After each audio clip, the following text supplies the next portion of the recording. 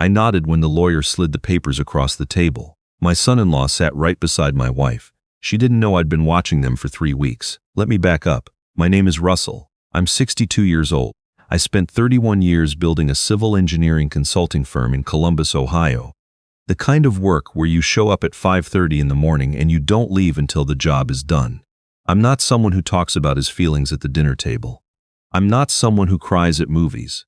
I'm the kind of man who fixes the broken step on the porch the same afternoon he notices it, who keeps his tools organized in the garage by size, who remembers to get the oil changed every 4,000 miles, not 5.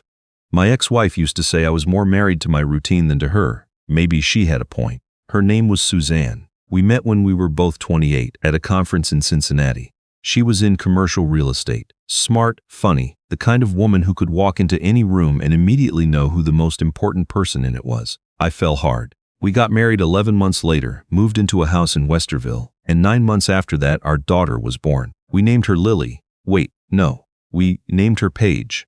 Paige Marie Holloway, and from the moment I held in that delivery room, that was it for me. Everything else, the firm, the contracts, the early mornings, all of it became secondary to making sure that little girl had a good life. Paige grew up to be someone I'm genuinely proud of. She got her degree in physical therapy from Ohio State, moved to a nice apartment in Dublin, and at 27 she met a man named Clifton at a mutual friend's birthday party. He was 31, good-looking in that easy, effortless way that makes other men slightly uneasy. Sales manager at a medical device company. He shook my hand firmly, looked me in the eye, said, "It's a real honor to meet you, sir." I liked him immediately. That was my first mistake. They got married on a Saturday in October, 2 years after they met. Beautiful ceremony out at a vineyard in the Hocking Hills. Suzanne cried the whole way through the vows. I held her hand and thought, this is what it was all for. All those early mornings, all those years. This moment right here. Clifton and Paige bought a house about 12 minutes from ours. We had Sunday dinners together almost every week. Suzanne cooked. Clifton always brought a decent bottle of wine. I'd stand on the back deck with him after dinner, both of us with a drink, talking about the Buckeyes or whatever was happening with the city's infrastructure projects. It was comfortable. It was good. I thought it was good. I noticed something was off about 14 months ago. It started small. Suzanne started being more deliberate about how she looked before Sunday dinners, new blouses, hair done on Saturday nights instead of Sunday mornings. I figured she was just making an effort the way people do when they want their son-in-law to think well of them. I didn't think much of it. Then one Sunday in late February, I came home early from a site visit in Marysville. The project had wrapped up faster than expected, and I was back by 2 in the afternoon instead of 6. Suzanne's car was in the driveway, which wasn't unusual, but Clifton's truck was parked 2 houses down on the street, half hidden behind the Andersons' oak tree. I sat in my car for a moment. I told myself there was a reason for it. His truck needed work, maybe. He was helping a neighbor. There was a perfectly ordinary explanation that I was not thinking of because I wasn't letting myself think clearly. I went inside through the garage. The house was quiet. The kitchen was clean, like Suzanne had tidied up before something. I heard nothing. And then I heard something. I won't describe what I heard. I'm 62 years old and I have some dignity left. I stood in the hallway for what felt like a very long time. I didn't move. I didn't say anything. I didn't knock on the door. I went back out through the garage, got in my car, drove to a diner on Cleveland Avenue, and ordered coffee I didn't drink. Here's what I want you to understand. When something like that happens, something that big, that impossible, your mind doesn't react the way you think it will. I always assumed that if I was ever confronted with that kind of betrayal, I'd feel rage. Pure, immediate, uncontrollable rage. But what I actually felt, sitting in that diner with untouched coffee in front of me, was something much quieter. Something almost like cold, like the temperature in my chest had dropped 30 degrees and was still falling. I stayed at that diner for 2 hours. I went back home at dinner time. Suzanne was in the kitchen making pasta. She kissed me on the cheek when I walked in and said, "You're back early." I said, "Site wrapped up." We ate dinner. We watched television. We went to bed, and I didn't say a word. The next morning, I called the one person I trusted completely. My college roommate and attorney, a man named Fletcher. Not in the documents. I know a Fletcher in real life. A real person, a good man. I met him at a coffee shop on a Tuesday morning and I told him what I'd seen, what I'd heard. I watched him set down his cup. "How long ago?" he asked. 4 days, I said. He looked at me carefully. "And you haven't said anything to Suzanne, no, or to Clifton, no?" He nodded slowly. "Okay," he said. "Then let me ask you something before you do anything at all. Do you know what your financial situation actually looks like right now? Everything in both your names, everything in just hers, everything in just yours? I told him I had a general sense of it. That's not good enough, he said. Before you say one word to either of them, you need to know exactly what you have and where it is. That conversation changed everything. Here's what I learned over the next 10 days, working with Fletcher and a forensic accountant named Gus, who'd helped me on a business dispute 6 years earlier. Suzanne and I had been married for 33 years. Under Ohio law, most of what we'd built together was marital property, subject to division. The house in Westerville, worth around $580,000. Our joint investment accounts, roughly $340,000. My share of the firm, which I'd been buying out from my two partners over the past decade, currently valued at somewhere between $1.1 and $1.4 million depending on the methodology. We also had a rental property, a duplex in Clintonville, that Suzanne had insisted we buy 8 years ago, which at the time I thought was a fine idea. She had handled most of the paperwork on that one. Here's the thing about that duplex. What Gus found was that the property had been refinanced twice in the last 4 years, each time pulling out equity.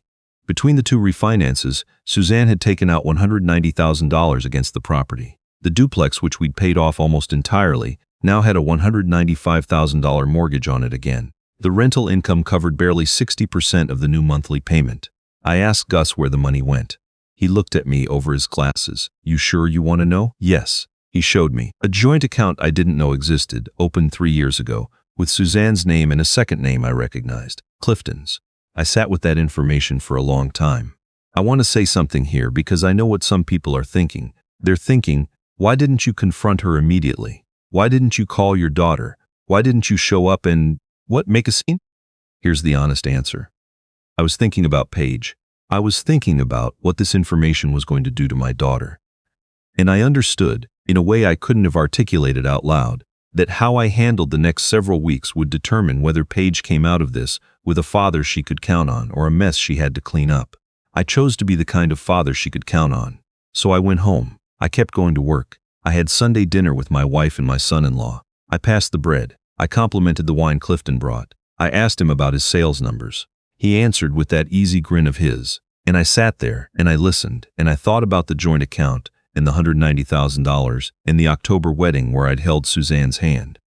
Fletcher and I spent 3 weeks organizing everything carefully and legally. There were things I was entitled to do, restructuring how my partnership shares were held, separating certain business assets, clarifying what was and wasn't marital property based on documentation going back years. None of it was hidden. All of it was documented. I simply made sure that what was mine was clearly, provably mine, and what was jointly ours was accurately represented, including the full picture of the duplex, the refinances, the secret account, all of it. When I finally told Suzanne I wanted a divorce, she was quiet for a long moment. Then she said, "I think that's best." I looked at her. 33 years. Okay, I said. She filed 3 days later. Her attorney's first proposal gave her 60% of marital assets, citing her contribution to household management over the course of the marriage and what they described as economic disparity in earning potential. It was an aggressive opening position. I read it standing at the kitchen counter, and I thought about the October vineyard, and I put the papers face down on the counter, and I made a cup of coffee. I called Fletcher. He said, "Let them have it." I said, "Excuse me?" "Let them take the aggressive position," he said, "because when we respond with the full accounting, the duplex refinances, the joint account, the $190,000 that left marital funds without your knowledge or consent, her attorney is going to have a very uncomfortable conversation with his client." That's exactly what happened. The response we filed laid out everything. The dates of each refinance, the amounts withdrawn, the account statements showing where the money moved and whose name was on the receiving end, the rental income shortfall, the carrying cost of a mortgage that now made the duplex essentially a liability rather than an asset. We also noted that under Ohio law, dissipation of marital assets, using shared money to fund an extramarital affair, is a factor courts consider in property division. Suzanne's attorney went quiet for 11 days. When they came back, the proposal had changed significantly. She would receive the duplex, the one she'd refinanced twice, the one with the $195,000 mortgage, the one generating rental income that no longer covered its own costs. She would receive her personal accounts and retirement funds. She would receive a cash settlement that reflected an equitable division of the remaining marital assets, which, once the duplex's actual net value was properly calculated, was considerably less impressive than the original 60% proposal had made it sound. She thought she was getting the property. She was getting the debt. I signed my portion of the divorce agreement on a Wednesday morning in a conference room at Fletcher's office. Suzanne sat across the table from me with her attorney. Clifton was not in the room. He had no legal standing to be there, but I knew he was waiting. I knew she'd told him about the settlement. I knew they both believed she was walking away with a significant financial cushion. I signed where Fletcher indicated. I didn't say anything unnecessary. When it was done, I picked up my copy of the documents, thanked everyone for their time the way you do, and walked out of the building. I sat in my car in the parking garage for about 10 minutes. I didn't feel triumphant. I want to be honest about that. What I felt was something more like grief underneath everything else. 33 years is a long time. I'd loved that woman. I genuinely had. And somewhere along the way, something had broken in her or in us, and I'd missed it. And my daughter had paid a price for that too, and none of the legal maneuvering made any of that okay. But I also felt something else, something steady, like I'd handled the worst thing that had ever happened to me with my head up. Now I have to tell you about Paige. I told her the truth about 3 weeks before the divorce was finalized. I drove to her house on a Saturday morning, and I sat down at her kitchen table, and I told her I had something important and very painful to share with her, and I needed her to hear all of it before she reacted. She listened. She didn't speak for a long time after I finished. Then she said, "How long have you known?"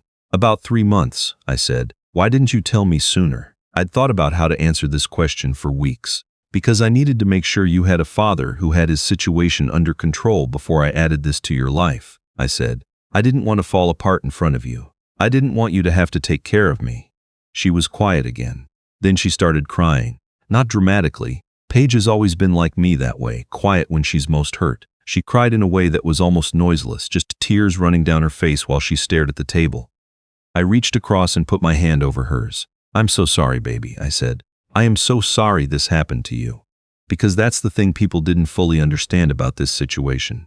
What Clifton and Suzanne did, they didn't just betray me, they betrayed my daughter. Clifton had stood at an altar in the Hocking Hills and made promises to Paige in front of 200 people, including her parents. Suzanne had sat in the front row and cried, and then the two of them had decided, somewhere in the months or years that followed, that what they wanted mattered more than what those promises meant. Paige threw Clifton out 2 weeks after our conversation.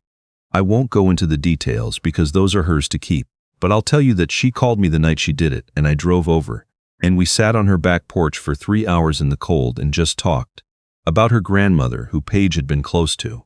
About the road trip we took when she was 16. Just the two of us, out to Colorado and back. About what she wanted her life to look like in 10 years. We talked until almost 2 in the morning. I drove home through empty streets thinking that I hadn't had a conversation like that with my daughter since she was in high school. I should tell you about the duplex because people always want to know how it ended. Suzanne's attorney had, apparently, not fully walked her through the carrying costs and the existing mortgage situation before she agreed to take the property. I don't know exactly when she realized what she had. I know that the duplex sat on the market for 8 months. I know it sold for $312,000, which after the $195,000 mortgage, selling costs, and the back maintenance that had accumulated during the vacancy period, left her with significantly less than she'd imagined. I know this because Fletcher told me, and Fletcher heard it through the professional grapevine the way attorneys sometimes do. I didn't seek the information out, but I didn't look away from it either. I'm not going to pretend I felt nothing when I heard that. As for Clifton, he and Suzanne are together now, from what I understand. Paige doesn't speak to either of them. She said to me once, about 6 months after the divorce was final, "I keep waiting to feel angrier than I do." I told her that probably meant she was healing. She wasn't sure she agreed. We're still talking about it.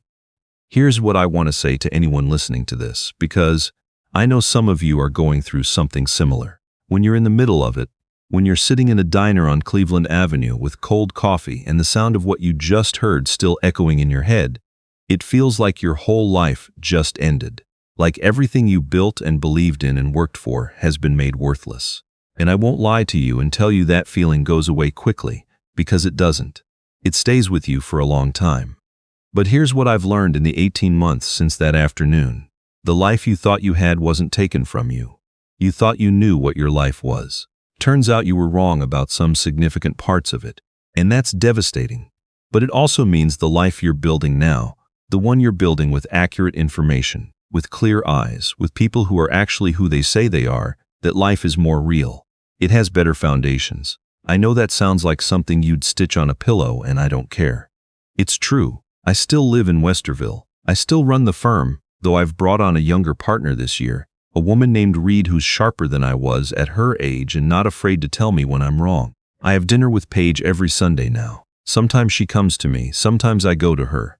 We're closer than we've been since she was in college. Last spring we drove out to Hocking Hills together, the same area where her wedding had been, a different reason to be there. We hiked for 2 days. We didn't talk about Clifton or Suzanne. We talked about everything else. On the second evening, sitting outside our cabin with a fire going and the hills turning dark against the sky, Paige looked over at me and said, "Dad, I'm really glad you handled it the way you did." I didn't say anything for a moment. "I'm glad you didn't just blow everything up," she said. "I'm glad you were careful. I'm glad you were, you." I looked at the fire. "Me too," I said. "That's where I am now. 62 years old, a Tuesday morning in Columbus, coffee that's actually hot for once, a firm I'm proud of, a daughter I'd walk through fire for, a life that is genuinely, quietly mine. It took losing what I thought I had to understand what I actually needed.